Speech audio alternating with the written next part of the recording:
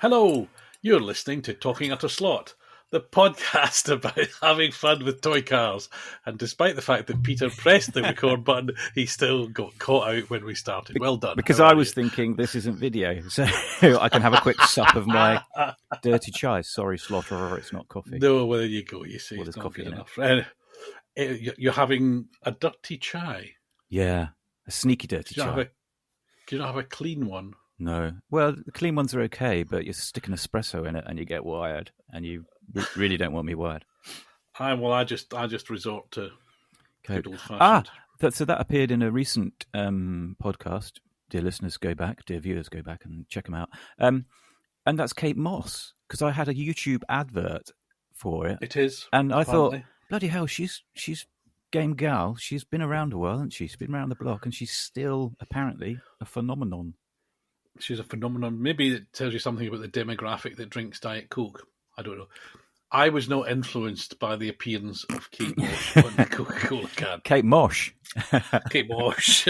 I mean, did you have a whiskey this morning when you got out of bed? I suppose. No, but I had a lot of fresh air, but I'll tell you about that later. You could be forgiven thinking this is flavoured with Kate Moss, couldn't you? Because normally when it's like it's got, no. Again, best not to think about that. Shall we move on? We shall. Shall I tell you what I did this morning? Well, you know already. But apart from have a whiskey with Kate Moss. Yeah, I haven't had a whiskey with Kate Moss. So I was up early because my Marlboro Rover by those good people at Scalextric was in my local slot shop. The word local here is all relative, although I suppose for our American listeners and Australian listeners, going 22 miles to a slot shop is pretty local. Aberdeen is local on their scale. Anyway, up early, they open at 9, sun was shining, so I went to my little MR2, roof down, got there. I wasn't quite banging the door down. The door was open when I got there. And anyway, so I picked it up, and I've managed to drive back and open up the box. And hold it steady, because your camera's not focused. There, hold it steady. Hold it steady. It's going to get there in a second. No, not maybe quite. But maybe if I block more of me out, that would be sweet if we can keep it like that. So 2 things I'm going to say. 1, headlights, nice one. 2, it's got the full logo on it. Well done. 2, wheels, nice. 3, look at the colour of that red. It ain't gone Bastos crazy, has it? It's day-glow. It's proper day-glow. Yeah, but they got it right. Now, is my point. The wheels. Nice. The wheels are. They're not. They are, but they're not quite right. Now that's That's I'm not nitpicking. I'm jolly happy this exists, but the wheels are not quite right. So the sort of holes around the edge should be more in the middle. Do you know what you're going to have to do here, Scotto? Is got a new nickname for you, Scotto. Scotto. No, first time I went to Japan, and there was a welcome for work. There was a welcome board. It says Scotto-san. It says no, it just says Scotto, because they apparently they like putting a vowel on the end. So I was Mr. Scotto, which I quite liked. Domo arigato, Mr. Scotto. That's my as I discovered yesterday, Hornby have released a toy train, as in a proper toy train, not a model train. This is for kiddie kids, and it's called Scotty. Apparently, it's the grandson of the Flying Scotsman. Is the backstory. I thought you were going to say, and it has a little face on its. It does have a little face on it. Smoke box at the front. Yeah, but that'd be the Thomas Tank Engine lawyers getting all jittery. It's not a smoke box. It's a proper pointy go faster train. Anyway, back to the clear car of the year. What was in your hands? The Marlboro one, is that car of the year? It is today. It is today. It's definitely car of the year today. I think you're going to have to take some stills or something and put them interstitially into this, over this, us bantering away. Okay. So the other thing is, gorgeous detail everywhere apart from the interior, but I can handle that, Simon. That's not a problem when mine arrives. Because I get confused. This is the 3rd time we've tried to record this, dear listeners, because we have all sorts of technical issues. So the last 2 podcasts, we've actually made 7 attempts to try and do 2 podcasts. Our strike rate is not good. However... so some would question whether it's worth the effort. Another good point, well made, Scott. while we were doing one of the previous ones for this one, I had a phone call from Sean at Pendle. Well, actually, it was Neil at Pendle, and he was asking for my credit card details because my card had expired. So mine's en route. I didn't realise Villeneuve raced the SD1, number 27. Nice. Oh, well. Well, this is a contentious point. People say Villeneuve. Actually, I think Alan Jones raced that number for more often than Gilles did. Whatever. That looks a sweet, sweet model, and I'm excited to receive mine and to paint the inside proper. You don't want to paint the inside because it's flat. So if you painted it white, you would notice it more. But surely the roll cage should be silver. Like you say, the interior should be probably white. Yeah, maybe the roll. Yeah. If you're going to pit nicks over the wheels, I will 1, draw on my hand with my biro, and 2, paint the interior. You do. You paint whatever you like. This has gone probably. This has gone a bit wrong. So I've actually ordered some zero paints to do this because I realised I can use the blue somewhere else as well. But that's out of my Sierra. Okay, I'm hoping this doesn't show up, but at the minute you're quite blurry. I mean, it's not a bad thing, but it means that we can't see too much detail of whatever you were holding up. Well, okay. Again, interstitial images. So is that what you've been doing this week? Have you been painting more of your white kits? I have when I've been decalling, and part of my frustration yesterday, I got quite stressed yesterday. 1 with technical issues, and 2 with my decals on a car that I should have had to hand and haven't. Putting some Coca-Cola again. It's like bloody product placement. Samples are welcome. Yeah. Putting some decals from Slot Fabrique, which are good quality decals on a Scalauto 991, and they went weird, or one in particular went weird. It was a long, flowy one, the kind of Coke wave. Starts at the front arch, goes down and up to the rear. And it went weird, and it really frustrated me. And I doused it in decal softener, and the bumps just wouldn't go, and they're still there, and I'm a bit disappointed. I don't know what happened, because the bumps, I will take some pictures, the bumps, the rucking up, isn't where I'd expect it to be. Around the arch, it's on the other side, and I don't quite get the geometry, the physics of why it's done it, but it's done it, and I'm disappointed. But I'm going to crack on because it is looking quite sweet, apart from the blemishes. So just I'll take pictures of it at a distance. Okay. Is it the sort of thing you could touch up with a bit of paint, maybe? No, it's bumps. The decal has not gone flat onto the surface. There's a little rucking up. It's like a carpet rucked up. All right. I remember the first time I used decal softener. It was on a model of a Porsche 962, and it was a Blaupunkt one, so it was the Nice. big blue pieces over the arches. And I mean, I panicked like hell because, of course, I'd normally just done the decals were pretty. It was Hasegawa kit, I think. Decals are pretty good anyway, but I put the decal softener on, and of course, you put the decal on. The first thing that happens is the decal all goes, no. and then it kind of sorts itself out. It was a kind of so. Well, the stuff I'm using, I got from Slot Fabric as well, and you have to make it up. And every time I don't make up much, just in case I knock it over. So I have a few mil in the bottom of the bottle. And you have to make it up a 30% solution. And I constantly go, was that 30% water or 30% juice? And I don't know whether... And I also, because of the lack of... Do it 50-50, you can't get far wrong. Because of the lack of effect, I thought maybe this stuff has gone off. So I mixed up a new batch. It's not... I'm disappointed because it is a cracking livery, but the decals possibly are quite old. Most of them have gone on... all of them have gone on perfectly well, apart from this one. Oh, and the other disappointment, which is a long-standing one, which is why this particular car was at the back of the queue, was I chopped up some of the decals, and I managed to lose the top of the C for Coke on the bonnet, because it's a 991 has a lot of venting happening, and the geniuses put the Coke banner across those vents, and so you had to chop it up into bits. And somehow I managed to lose one bit. Top of the sea, so the thing was fated from the start. Do it as race, post race, just weather it. Lots of weathering. Well, I've taken a look at it, and it's a pretty car, I think, and it's going to show up quite well in the dim reaches of the Ramsden Memorial Hall, which is very poorly lit. Yes, those who've not listened before, this is a key feature of Pedro's race cars, is that they're actually day glow, so you can see them at a distance. Yeah.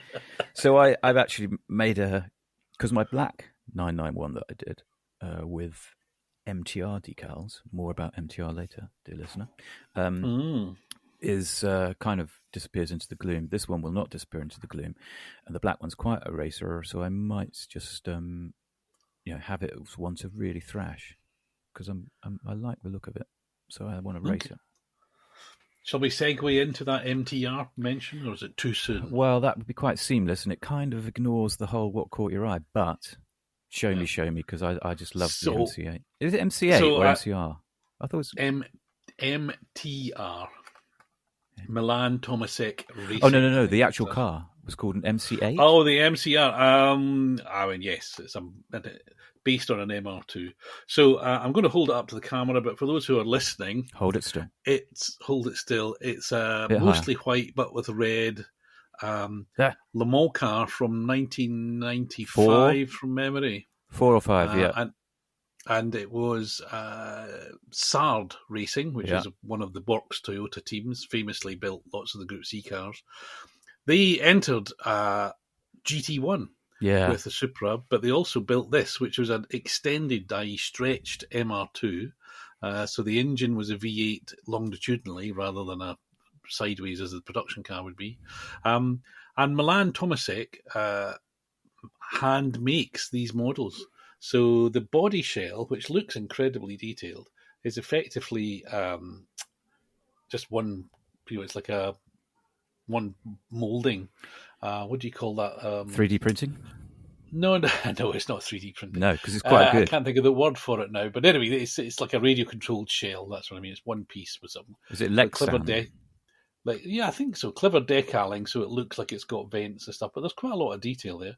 He made all the decals. He also makes the chassis, which, although it looks metal, looks like aluminium. It's actually, I think, circuit board material.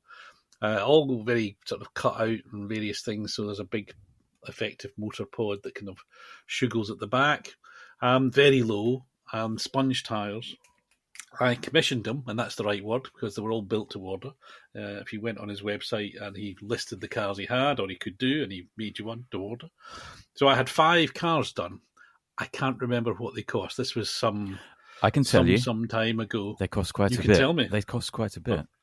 They cost quite a bit, yeah. That is sweetly pretty, though. I'm very pleased with it. They never got much running, because in those days I had Scalextric track, as in classic Scalextric, which is quite bumpy, and they didn't really like that in the deep guides, etc. So other than the rare occasions where I put up a Carrera track in the garden, I had to take them to the club to run. So they didn't get much running, but now I've got my Polycar track, which is smoother than a smooth thing.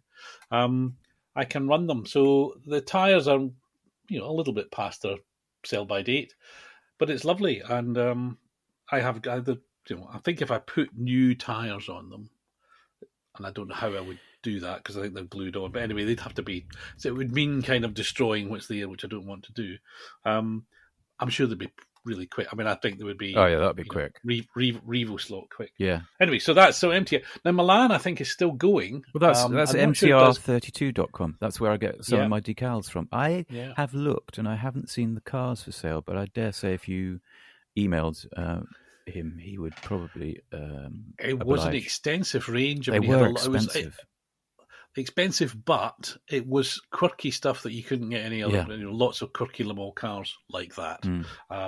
So it was it's great. If you look at and that's been. So I had a friend round the other week and we sort of dug out the interesting stuff, as it were. If you look at his site, the decals that he does, there's one or two weird and wonderfuls. Like I think he's suddenly doing decals for the Vertigo. Was it the weird?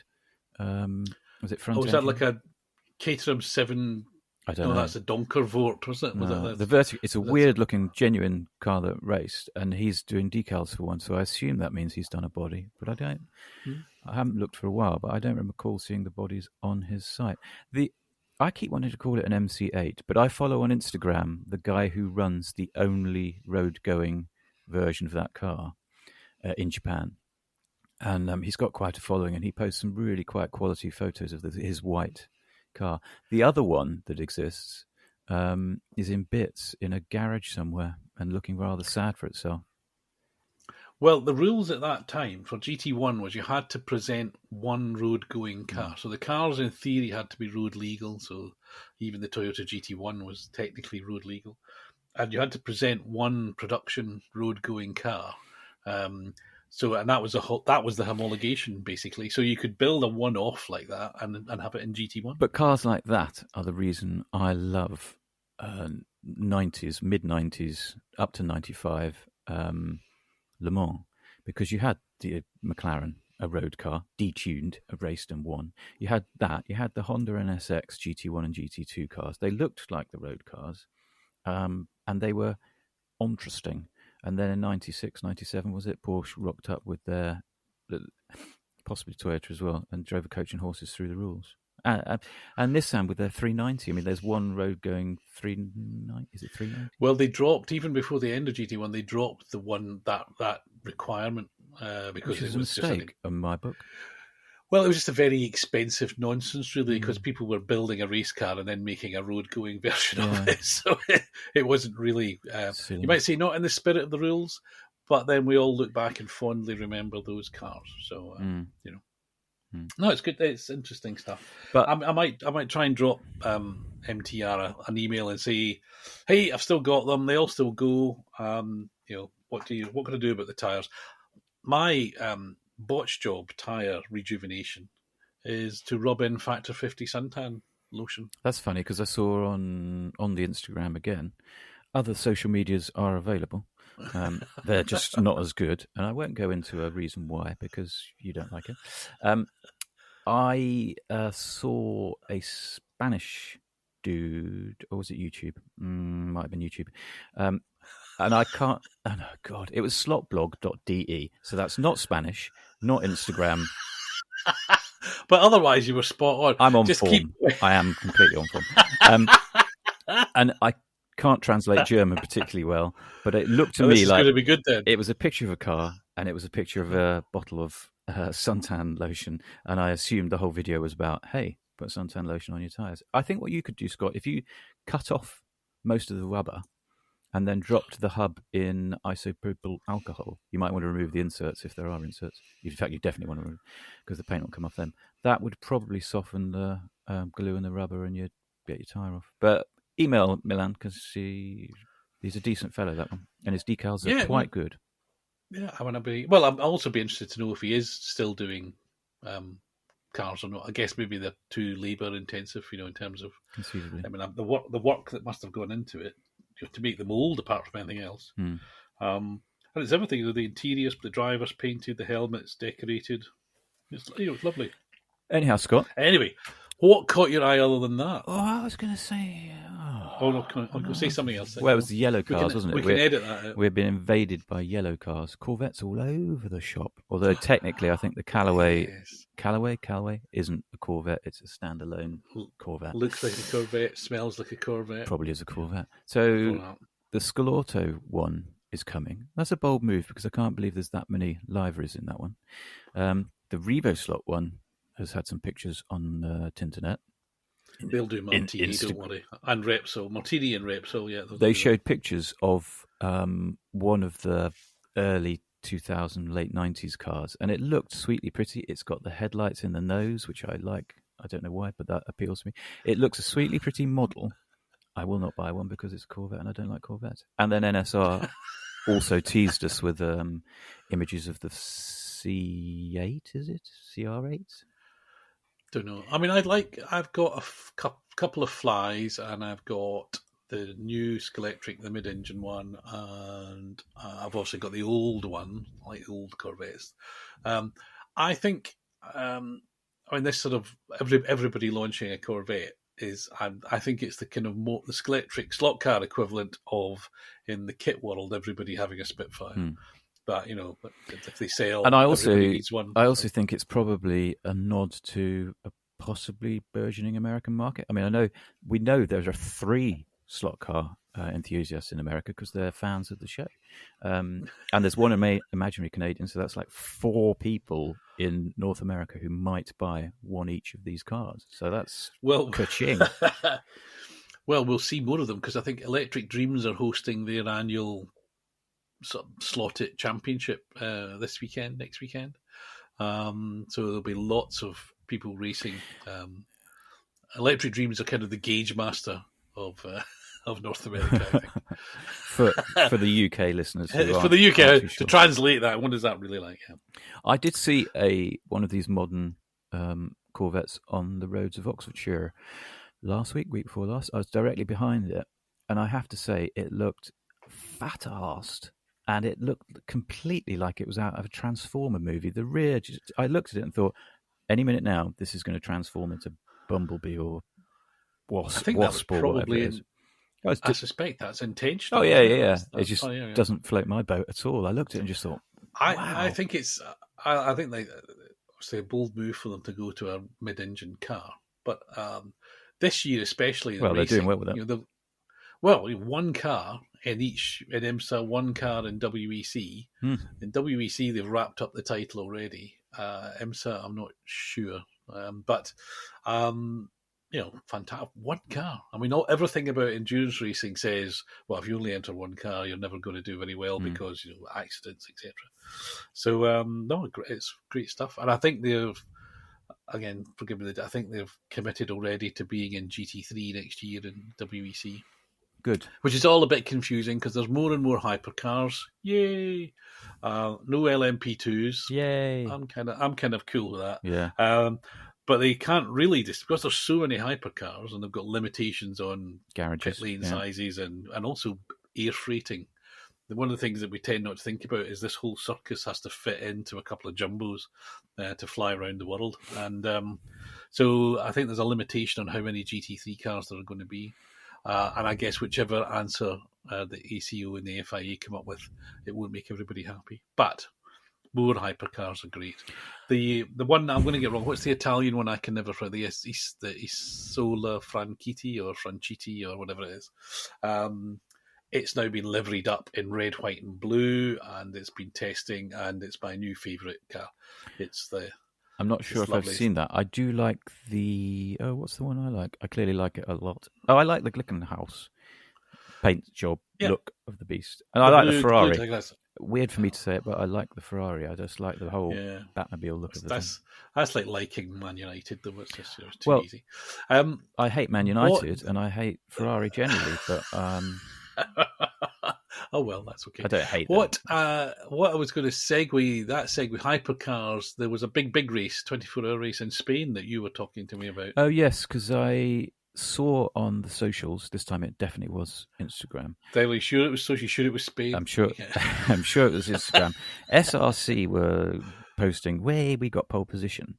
Fine, dandy. The race happens 24 hours, multiple tracks, which quite impressed you. And then after the weekend, Scalauto post one saying, yay, 963. Not only did it win, but we had 7 in the top 10. And I was just immediately questioning whether they were genuine box standard cars that you could buy, or, as is the way with a lot of 24-hour, and you're shaking your head, they were like their bodies and then everything else underneath was tuned up and not standard, which annoys me. You can't say it's an SRC or a Scalauto if underneath it's 3D this and Lexan that, and not a car you can buy in the shops. Well, I get grumpy at that. I sort of get that, because you may remember when we were talking before about the UK, the Disca 24-hour race, and we said, wouldn't it be good if there was a box standard Scalextric car and a box standard Carrera car? And I think you got in trouble for saying that, because we had an email. Well, didn't get trouble stretching it a bit. I like to stretch things a bit. No one's offered us an entry, let's put it that way. But the reason I said that was because it would be interesting to see how box standard cars... How many laps down you'd be. Well, also, I think it's kind of part... There's 2 kinds of competition, isn't there? And as I understood the Spanish one, there was 3 classes of car, and depending on which class you were in, there was a specified motor, specified tyres. So even if you, and I'll get this wrong, but you were running chassis A, you still had to use motor B because that was the motor for that championship, and reverse. But I think the bodies and the chassis were manufacturer. Wheels and tyres and motors are obviously as per the regulation. It makes it a better race, doesn't it? If everything, you either say everybody runs the same, or you say, well, motors and tyres are kind of the real, where the real quality comes from. You see, part of the reason why I like the 90s Le Mans cars is because they were, okay, I'm stretching it, but they were cars that you could buy in a showroom. Not really.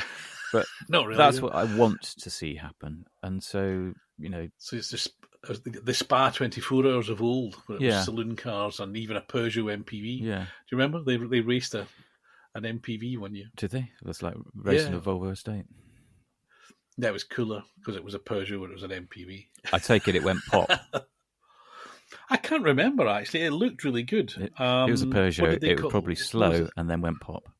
What did they call their MPV? 905 or something? No, that was the Le Mans car, wasn't it? But it looked good because it was sort of slammed down. I think that long endurance racing with standardish cars, you know what it's like, and I don't race very much. You do, so Not a lot. I may be about to upset lots of people. People get very competitive, don't they? And they worry about, well, are you using the right motor? Are your tyres this? Are you doing that? So if you just said it's box standard, you'd have to have, I don't know, Scalextric, say, turn up with 50 cars in a box, and you just selected by lottery which car you got. So because the production tolerances on any given thing are going to be 10% difference or something. So if you then have a long race with it, people are going to go, oh yeah, well the car's not getting good. It's the best we can do. Whereas if you get a chance to change things and tune it, at least you've had a chance to fiddle. So you can't say, well, it was the car's fault. I had a chance to fiddle. Fiddling is part of the joy. Like decals and paint, fiddling is part of the joy of the hobby for me. I like to think that the fiddling is on a even field. Fiddling on an even field. That doesn't Fiddling on a field sound right. Sounds like an album title. Fiddling on an even field. Sounds like a Jethro Tull album to me. It does. Yeah. So yes and no. Yeah. Well, listen, we could do it. You go to a club. You've got a circuit. Hire the hall for the weekend. Set the rules that it's got to be box standard. I don't know, Carrera or Scalextric. 50-50, in fact. And then we can go for and have a 6-hour race, and then we can see how we go on. Breaking news: somebody's at the front door. Oh, could this be a parcel? It could be a parcel. Breaking news: it's a parcel. Live deliveries, not just a box. Oh wow, it's a great. Oh, great! Could be an invoice. Could be an invoice. Could this be your Marlboro Rover? The return address is Pendle Slot Racing, Unit 19, Churchill Way. Oh. Do you want to? Do you want unbox it live?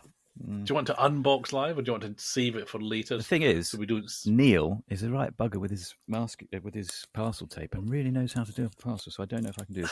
You talk amongst yourselves. We've already seen one. Well, hopefully they're the same. That's the essence of mass production, isn't it? I mean, that is the joy of it. That'd be good. What else has caught your eye, Scott? Oh, that's a very good question. I can't think of anything now because I'm too excited about you not cutting your fingers off live on the internet. Especially as you seem to be doing it on your lap. So the opportunities for... If the blade moves. Yes, well, Actually, it's not a blade. I'm destroying a biro. I see, you're not even using a proper sharp implement. So you're using a blunt if anything one. goes wrong here, I'm going to colour in my tackle. Is this an indication of the lack of professionalism of how you do your white kits? No, hang on. A parcel has literally just arrived that I was kind of expecting, and you don't have a parcel cutting device close at hand. My God, the orange is good, isn't it?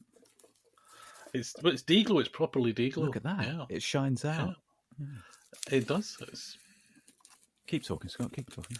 Well, I can't think what else to talk about, really. What else have I been doing? Well, I've been building tanks, as you know, because of Lidl have got a special offer on Airfix, but that you don't want to know about that. I am concerned that we repeat ourselves, And the problem is, we try and do these recordings so often that we do repeat ourselves, and so I think we forget some things that we need to say, and then you start mentioning tanks, and I can see it just above your there he is, and I think, no, Scott, everyone knows about your bloody tanks, but they don't. Bloody tank.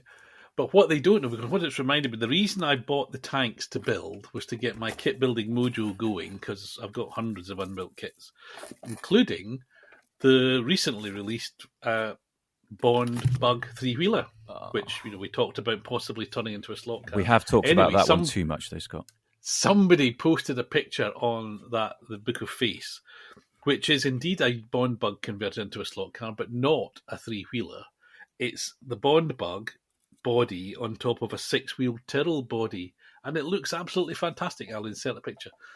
Yeah, I'm trying to throw the listener by showing them today's car of the year. Today's car of the year. We probably get it. We should have, as we run in towards the end of the year, and these things become a little more solidified. We probably should have regular updates on where we think the car of the year positions are. Yeah, but yeah, today the Scalextric Marlboro Rover is car of the year. I do think we do need, if by some fluke we still manage to be actually knocking these things out of the park podcasts, we do need some kind of strategy to determine the car of the year, and not just me saying, yeah, that's the car of the year. I don't want a democracy, but I think there ought to be one. Well, I thought, and I wasn't going to say this in public, but here you go. I thought we might contact various people, so Pendles, Roger Barker, Scale Models, Cage Master, yada yada yada. So these are all kind of UK things, and people, and say, what do you think? Because they might have a completely different. The traders might say, no, the car of the year for me is the XYZ because I sold bazillions of them. But that's a different kind of thing, isn't it? What you've sold and what. Well, but everybody's. Because last time I looked, using our cheeky way of doing our research, the Shadow was down to only about 72 units in stock. That's old information. So it's not exactly selling well, even though it was a nice model. So it's unlikely to be car of the year. Well, in their book, but others will say, as I would say, I think I've got flack for bashing the Shadow. I don't want it. But I appreciate that it's a good model. Like that Revo slot Corvette. I don't want it, but I do appreciate it's a good-looking model. Okay. Which would segue me into saying... He's holding up... confession time. Confessions of a Hypocrite by Pedro. Tell the audience what you're holding up and why that makes you a hypocrite. I was holding up an Usar 917/30, I think it is, from their hysterical line, or historic line as they like to call it. And it's hypocrisy because I've obviously got a big downer on NSR.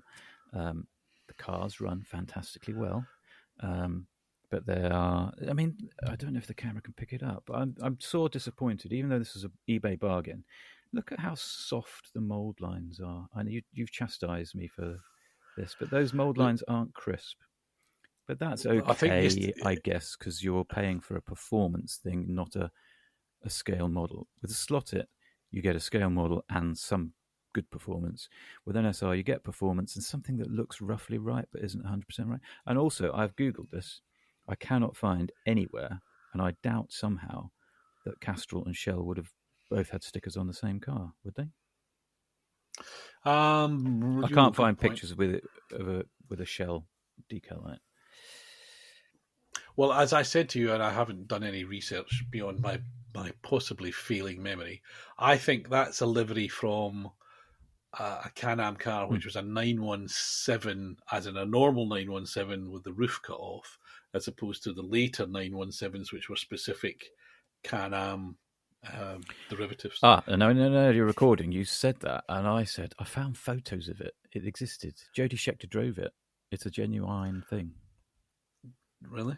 Okay. But it doesn't have, all the pictures I found do not have a Shell logo on it. And all the pictures I found do have rather large, admittedly frail, mirrors, and this has got little stubby things, which is annoying. Well, I think you've been. This is not to. There's an axis, or there are axes, isn't there? So there's scale accuracy and there's performance. Yeah. And you you can plot who you like, and that's and they deprioritize scale accuracy for performance, which is fine. Yes, I think I'm probably coming down on it's fine, but please, no, let's not have decals for headlights. And also, let's not have decals for pinions. Have you seen the chatter on slotforum.com? A decal for a pinion? That would be a bit weak, would it not? Well, maybe it's 3D printed. The genius professional racers at NSR have produced for the F22, whatever it is, their Formula One generic car. So it uses the standard motor, purple long can. God knows what revs it is. That's how detailed I am. But because of contraints and design implications, they had to mount the motor further back, so they needed a longer pinion. So they made a longer pinion. And you cannot remove this pinion without you pull the whole shaft out of the motor. And people are a little bit outraged. They made a special tool to do it as well, apparently. But when you use this special tool, it will pull the shaft out of the motor. It's like, well, even with a pinion, because a pinion puller will push down on the shaft. No, because it's not an open shaft. So the brass it's a sealed pinion with an extension. It's like a strap-on pinion. Okay, but you started this by saying a decal for a pinion. I know, I was being facetious. Right, okay. I also, I was wondering. Top tip, sometimes I'm not being genuine. Sometimes I'm talking utter slot. Don't think I'm taking pot shots or being snide. I just thought, because I know what a competitive racer you are, and I thought this is taking lightweight too far. I mean, a decal pinion. Really. The other thing, since I'm ranting about NSR, their box annoys me, but I did give them credit for using a cardboard box. I thought, okay, let's save the planet. I'm all for that, kind of. But when you open the box, inside, you still find the plastic thing. So it's heavier than it need be. It's more materials than it need be, and it's also more expensive than it be. But isn't that? I can tell you now, before people write in and correct us, it's a 917/10K. Any the wiser? Yeah, because the 30 was the Sunoco one, basically. I think there was only ever one or two of those things. Oh, okay, yes, that makes a more rounded at the front, I think. And I think a 91720 is the pink pig, I think. Anyway. This NSR model reproduces in 1/32nd scale, kind of. The car number 0 of the Vasek Polak racing team, driven by Jody Scheckter, who finished third on the Road Atlanta circuit of the 1973 Can-Am Championship. Interesting. It's translated from Italian, so fair enough. I am too picky by half. Before you start reading out boxes live on air, it's not Channel 5, I think the problem with that box... I can't read you this because it's way too small, even with my specs. All right, I can't. I think the problem with the box for me is and I understand why they've done it. So they've made it special. It's a special edition, historic line, and it unifies all of those models as a kind of And I'm a big collector. Stick a number on something, and I'll want all of them. So that's it's your fault. I get that. But, and I think to credit you with this originally, it's the graphic representation on the box looks more like a sort of Wild West saloon than a racing car. Yeah, it's I mean, I think they were going for some kind of retro thing, but it's just a bit... It's beyond retro, though. It's kind of late 1900s rather than...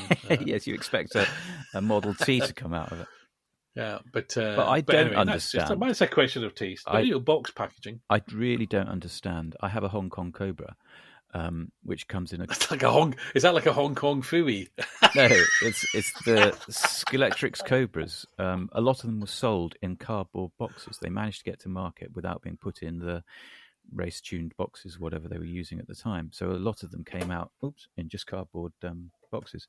And I, particularly in this day and age of no bricks and mortar retailers, very few, Sorry, Well, I sorry, was at Electric one Dreams. I today. know who you are. Why are they bothering with these crystal cases and using oil in that way? Just put it in a cardboard box. A bland cardboard box is fine by me. It's the inside I'm interested in, not what it looks like on the outside. Well, I think presentation is a huge. I mean, I know what you mean about it may not be shelf attract, but I think when people have got it, yeah, well, those guys will know better than I do. I think there's a lot to be said for how you make something look good. Yeah. I mean, I was, as you know, I've been playing with my old Ninkos, and those are in original Ninkos came in a cardboard box with a cardboard inlay that's wrapped around the car. And so they're physically smaller than the plastic case, and the car's more protected and all that sort of thing. But obviously they're they're not as durable. So a plastic case will last forever almost. I mean, there is probably an entire edition. Never mind slot car of the year. There could be slot car box of the year, because I stagger about how often they get it wrong. The sort of things that are difficult to open, or you can't quite undo the screw. You're talking about SCX here, aren't you? In the olden days. You've got the ones which, that wasn't me being rude. There's one. Who is it? Scale Auto, who do long, thin screws through plastic mounts. Yeah. You've got to try and line up with a car. Yeah. I mean, for God's sake! But they are presumably trying to stop damage in transit. But then you could do that. I mean, you occasionally get a product. I mean, Apple probably spearheaded this thing, but packaging in cardboard is an art now, and you can compartmentalize and make things so that they don't get damaged in transit. You don't need this dirty great plastic case. Nobody needs that plastic case.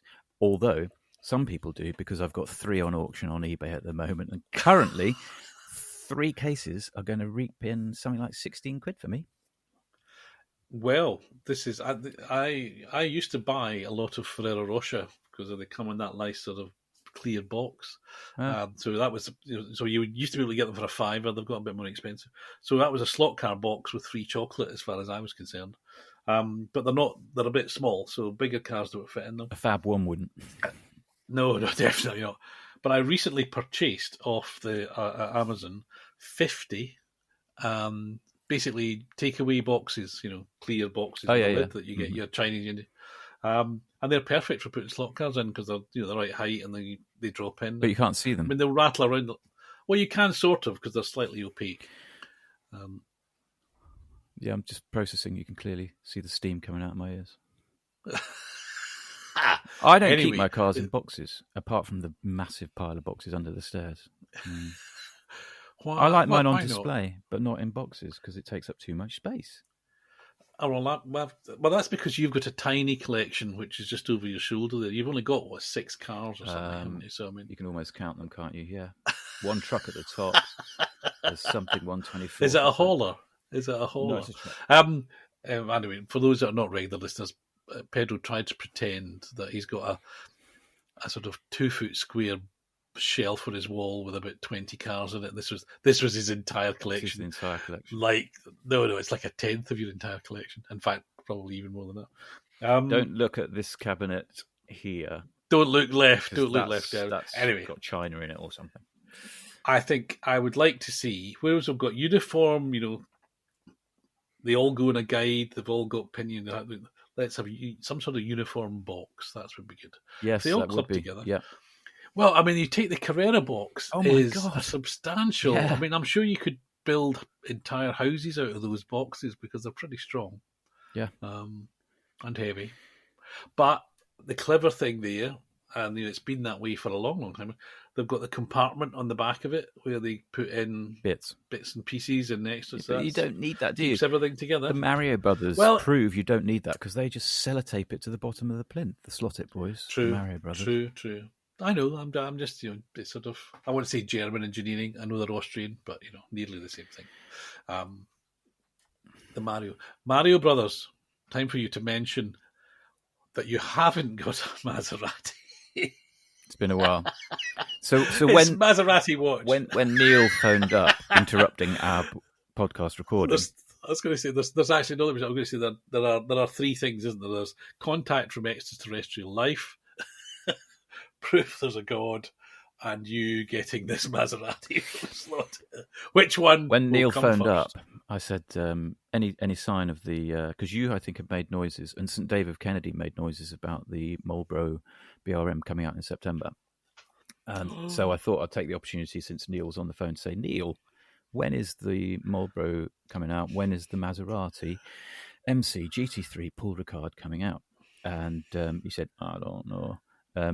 What I actually said was, they have got, I think he said they've now received photos of them, which they can use for publicity, I guess, which happens a bit before the actual arrival of the goodies.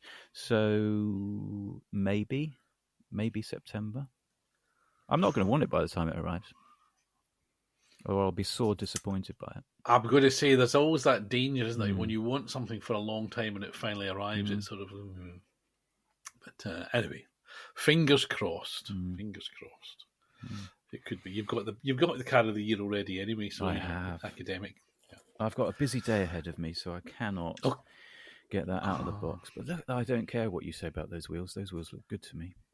And I think they look good. They're just not quite right. Simon, the orange looks good. That looks a sharp, goddamn model, and I like it a bit. So that was race prepared down the road from me in Kidlington. TWR in Kidlington. So which my mate Nobby, I may have mentioned this before, but my mate Nobby currently operates his electric conversion business out of the very self-same... Out of Kidlington? I had to tell him. You go. It's a small world. Yeah, he didn't know. I think the other thing I'm not sure about is the back box exhaust. Yeah, it shouldn't be there, should it? I'm going to... No, it should be out the sides. Certainly the Bastos car, because I know I stood beside enough of them, the exhaust comes out the side. But anyway, that's a tiny point. Before we're just looking to wrap up, as it were, what have you got to look forward to apart from your never arriving? What are you going to be painting? What are you going to be racing? Arriving shortly is some 9mm cork tiles. That has me giddy with excitement. And it is slot car related. That's for borders. Is this for your borders for the trial? I see. Okay. Because we're going to be racing Skull Auto R Series on Tuesday coming. I'm trying to finish that Coca-Cola 991. I have an AMG that is. I waved it. Did that actually get broadcast? Did we use that one? The snakeskin AMG. Man Racing. You did talk about that. Okay, yes. Group M Racing. That's. I just need to stick the headlights in and put the glass in, and that she's ready to roll. And I am currently painting. Oh God, I'm currently painting everything. The Bentley, the Lexus, the NSX. They're all in various states. I have realised that I need to stop doing them all at once and start just finishing one. The idea was that I could get one into a certain state, and that would be drying, and then this one I'd get into a certain state, and that would be getting ready for the next stage, and I would sort of stagger it, but it doesn't work that way. That's my problem with kit building. I've got about half a dozen which are underway, and again, that was why I could have bought those tags. And although I had stuff unbuilt and stuff partially built, bought the tags, start to finish, boom, done. Yeah. And so you've achieved something. But I never want to get to the point. Sorry, I never want to get to the point where it becomes an issue, and I think with several of mine it has become an issue now. Like I've got a Volkenhorst M6 that's been on the go for pre-pandemic, and it's just like, the mojo has faded for that one, and I need to get it back. Not talking about mojo, talking about snakeskin and eyes, as you were. While I was at Gauge Master, I held in my trembling little hands the Scalextric Cobra with the snakeskin and the eyes, and there was a bit more tempted than I have been. I mean, I think I probably prefer the green one, but it looks good. I watched, but also, that's okay. Yeah, I will. I'm not known for interrupting you, so I'm going to go ahead and do it. Last night, the algorithm threw at me a short video from the Goodwood channel of two Cobras, the green one that that Scalextrics have done, and some sort of low drag jag hurtling round lap after lap. Three of them, really quite close proximity, going round and round the Goodwood circuit at a recent revival. And It was quality. I nearly sent it to you. I didn't. I can't remember. I think Gordon Shedden was driving one of them. Can't remember who the others were. But they were going for it, and they were hairy-chested cars, close proximity. Jag put his wheels all over the grass at one point, and he kept his foot in, and it was just awesome. I hope that Tommy Rumble didn't make the microphone. But interesting because... It didn't. Apologies. No, I didn't. But interesting because that classic racing at Goodwood, and everybody loves it because it's a flowing circuit. There is a chicane, but there's not really. It's not the stop-start of modern circuits. And the tyres are deliberately made to be a bit slidey, not as grippy as possible. And we all remember and we all love watching when there's 2 or 3 cars sliding together. It's not about who went fastest. It's not about who won. It's about 2 or 3 cars. It's a spectacle. Lap. Well, but some of the most fun I've ever had with running a slot car is just doing laps with someone else. In fact, I remember way back we were in Switzerland, the early days of Slot Forum. Doug and I had it was the Maserati and the Van Wall. Maserati MC GT3 Paul Ricard. You had one? No, the Fangio one. Oh yes, that'll tell you how long ago it was. Yep. And Alan had this lovely Scalextric Sport scenic track, which kind of wound up and down, a bit of elevation change. And we just run these cars, just consciously trying to be beside each other and sort of dancing rather than racing. And we did that for 20 minutes and we had a huge amount of fun. I can't remember what happened in the races that I did though. I'm not sure I can let that go. The cliche of cars with dancing on the edge. That's even Crofty wouldn't come out with a line like that. Well, it was really because they were kind of sliding and they were sliding. It was lovely. It was very enjoyable. Well, because I'm getting poetic. Yeah, exactly. We do need to wrap this up. But for a long time, I had a Van Wall, and it's skinny wee little tyres, and I used to enjoy running that. And I can't think really why I got rid of it, other than that. I think I was probably the only person at the club who had one, so it was pointless agitating for them to... I don't think I even agitated them to race. Nobody was interested in the 50s cars, sadly. Well, they would have been interesting. And it was a deep joy to pedal that thing around. Oh, God, cliches, pedal it around. Pedaling. Dance on the edge. Well, that's a possible cliffhanger because Avant Slot... the Mercedes Ren Transporter with the Formula One car on the back. We've seen lots of computer renders, etc. Most recently, we've seen, I think it's a pre-production test shot that's sort of taped together. It's now on pre-order on Pendle. How much? Well, interestingly, I was assuming it was going to be well north of 300, maybe 400 quid. Oh no, I thought 250. It's about 250. Which I think is astonishing, given the Transit was 200 and something on its own. So to have the Ren Transport, so that's a lot of money. That's 5 Scalextric cars. I can put that on your credit card for if you like. But it's suddenly gone. That's tantalisingly with less out of reach than it might have been. For you. I know. What? I know. What? King of the £10 eBay win, and bless my cotton socks, get on eBay, look up Ninko. Great Ninko cars are going for 15 quid. I mean, I'm nearly buying things I've already got because it just seems so cheap. No, that's when it's become a problem. I think. But a number of honestly, there's stuff on there. I think, why are people not buying this? Well, it was because of you that I bought this, because I went on a Sunday and I thought, I'm going to put a silly bid on. I had to actually put a couple of silly bids on to try and secure it. But it was a bargain price. And it will go well. And it will offend my eye. But I don't really mind. Okay, there you go. And on that slightly downbeat bombshell. I don't really mind. Goodbye, Scott.